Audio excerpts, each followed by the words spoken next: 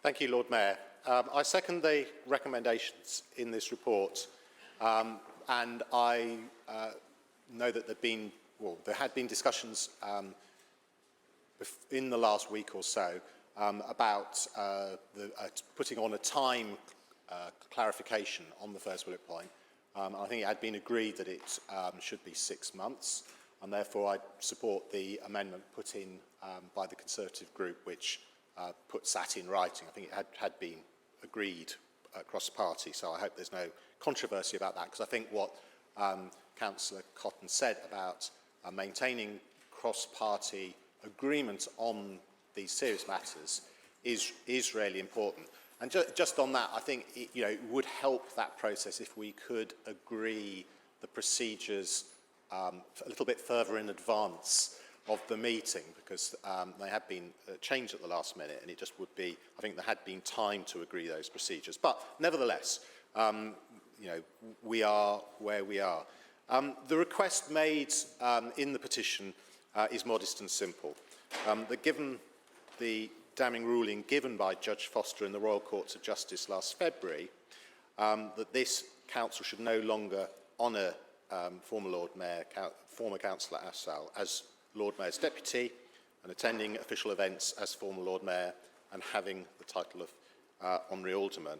And the recommendations in this report do not deliver all of that today, as Councillor Cotton has said, but they set in train a process by which they can be looked at in a procedure that would then apply to all potential future cases. I mean, clearly, we hope that there are no more cases, and we hope that by doing this today, we send down a message, united as a council, that this is unacceptable behaviour and should not be repeated.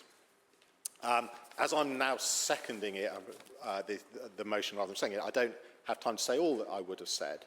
But I think it is just worth repeating the comments of the judge to say why we are here where we are. And what he said when it came to his judgment was the petitioner, former Councillor Afzal, had the audacity to issue these proceedings in the knowledge that the allegations quite properly made by the respondents, Councillors Khan and Hussain, in the course of the election were truthful. He persisted with the petition and served evidence from himself and others, which was, and he must have known, to be false. Such conduct should properly be met with indemnity costs. That's the words of the judge.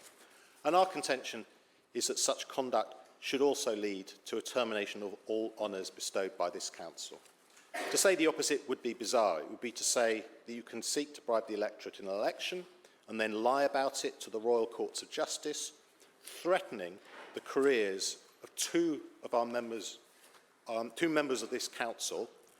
Really quite serious impact it would have had on both these councillors, and yet we would still honour you, and that cannot be.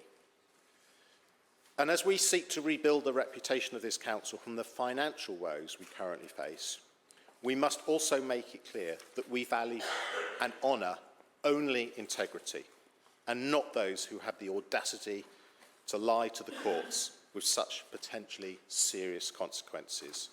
I second the motion. Thank you, Lord Mayor. Thank you.